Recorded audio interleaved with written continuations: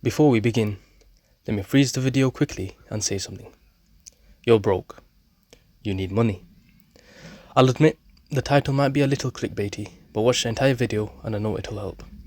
With that being said, let's unfreeze. Budgeting can be boring and might seem pointless, but it can also be essential when it comes to you trying to save money. Welcome back to the channel. If you're new here, I'm Zaid. I help give you tips, tricks, advice on apprenticeships, degrees, doing side hustles. So if you're interested in all that lovely stuff, then hit subscribe. Let's get into it. This video, I'll essentially be telling you how to save money in your early 20s, if you're a teenager, or whatever age. But you're learning how to actually save the money that you're getting in, then watch till the end. I've got 5 key principles I'm going to start off with. Try them out, let me know what you think. And I've got some generic pieces of advice as well throughout the video, so make sure you watch till the end. Principle number 1, save more than you spend. Now, this seems like common sense, and it pretty much is, but how many people do you actually know that follow this? You can't have an income of £1,000 a month and spend £1,200, because then your bank balance is going to be in the negative. It's all about adjusting to your own needs. It's about living below your means. Now, this doesn't mean that you're homeless and you don't spend money on anything, but it means being careful in what you spend, being considerate in the amount of money that's leaving your bank account compared to the amount that's coming in. Principle number 2, have some goals to save towards each month. Now, this is more of a mental sort of tip. When you've got a goal in mind, for example, I want to save at least £300 every month. That's after my expenses, that's after everything I've spent on. Now, if I've got that in mind, then I'll make sure, I'll try my best to make sure I hit that. If I didn't have a goal in mind, I wouldn't be checking my bank balance, I wouldn't be checking how much I'm spending, and that can have a really big negative effect. So if you've got that goal in mind, then every time you spend money, you'll just keep it at the back of your mind that I've got this goal that I need to hit. Me spending on this, will I still reach my goal? And that way, each month, you'll be able to save that money and build up some sort of savings. Principle number 3, track your expenses. And you probably already do this with anything major that you buy. If you buy a phone, buy a tablet, laptop, whatever. But it truly comes down to it when you're tracking the smaller expenses. You buy coffee every day, you buy lunch every day, you go out to eat every weekend, and whatever else it is. That's when those little amounts keep leaving your bank account, and that builds up. So when you track that, then you can keep on top of your income and expenses, and you can actually save towards that goal that we talked about. Principle number 4, start cooking at home. You probably go to college or uni, or you're working, and I know that it's easier to just buy lunch yourself. Just go to the shop, £3.50 meal deal, £5 meal deal, whatever it is, and yeah, it's easy, it's quick. But you do that 3, 4, 5 times a week, and it builds up. If you do that 5 times a week and it's a £5 meal deal, it's £25 a week, £100 a month. It's a lot of money that you could save. So just cook at home. It could be anything, very simple. I've started doing that. You just get some frozen burgers or some frozen chicken tenders or whatever it is. Cook that up quick, put it in a wrap or a bun, and you've literally got a meal right there. It won't take long, it won't cost too much. You get the large packets. That should save you a lot of money. Principle number 5, if you're moving out for uni or work, then think about sharing accommodation. You will essentially cut your rent in half, which is a big deal. Accommodation or your rent is usually one of the biggest expenses, or the biggest expense each month, and most of your income will go towards that. It could be 50%, 70%, 80% for some people. If it's 80%, think about going to another place. How are you surviving on 80% going to rent? Anyways, but yeah, think about sharing your accommodation. If it's with someone you already know, like a friend, even better. At least you've got someone you know, someone you trust, you can have fun with as well. If it's not, it doesn't matter. Vet properly who you're going to be sharing with, but take that into account and you will save a lot of money. Now, in terms of budgeting, there could be a couple of ways you can do this. You can either use an app. There's loads of apps out there. Just search for some, check on YouTube. I'm sure someone's got a video on the best apps to use. Or you can create a spreadsheet. Now, spreadsheet is pretty easy. There's templates online as well.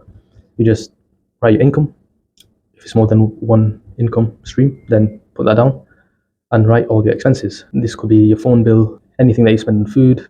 If you go gym, football, put all that down. Everything that leaves your bank account, you put that in. You add it all up and you compare your expense to your income.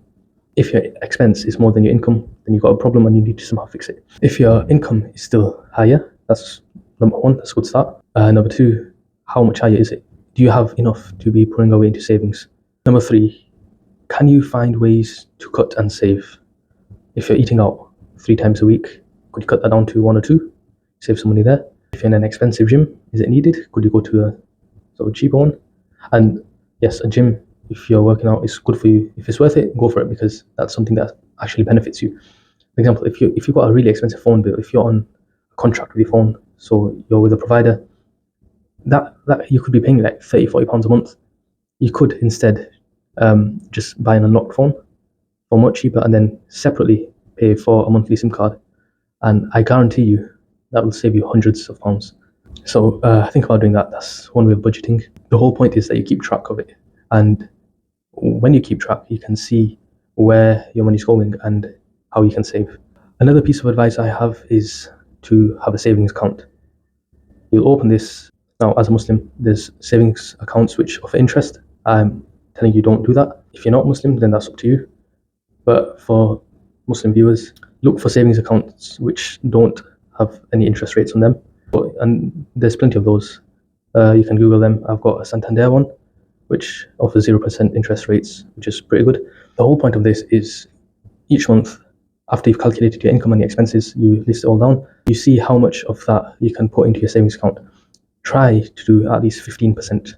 This way, and for some people, yes, this is a lot, and it could be difficult, but if you try, I'm sure that you'll be able to do this. You'll be able to get that 15% saved up. If you're hitting that goal, then think about adding another 5 to 10% into an investment account. It could be, I'll make another video on this, but there's plenty of apps for that. Trading 212. For Muslims, there's another one called Wahid, which I use, and I find it pretty good. Stocks, crypto if you want, and gold, silver, wherever it is. Think about looking into those if you have that spare money that you want to put away, because when you're budgeting, you're not only thinking about the short term, you have to think about the long term as well.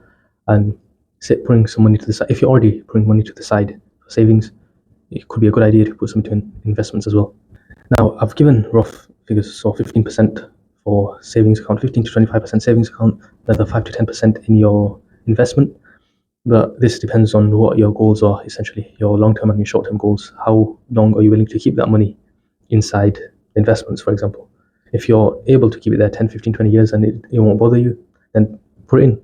If you think you're going to need that money after a couple of years, you might be looking to buy a house or whatever, then you have to take that into account and you have to invest accordingly.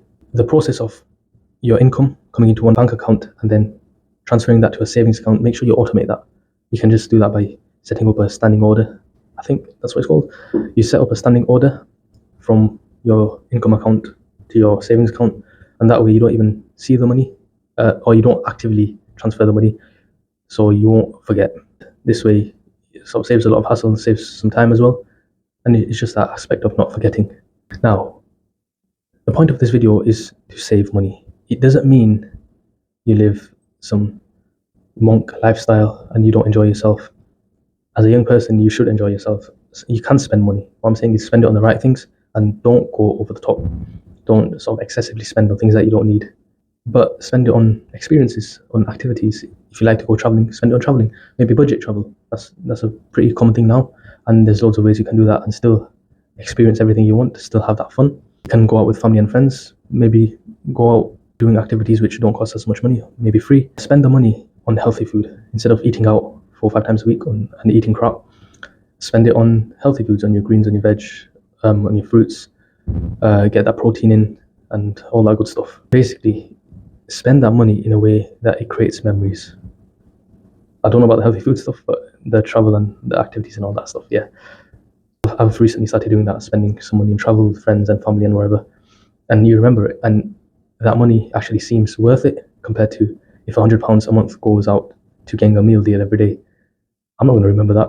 All I'm going to see is £100 leaving my account every month and regretting it. But if I spend £500 once a year towards travel, I'm going to remember that trip and I'll have no regret over it.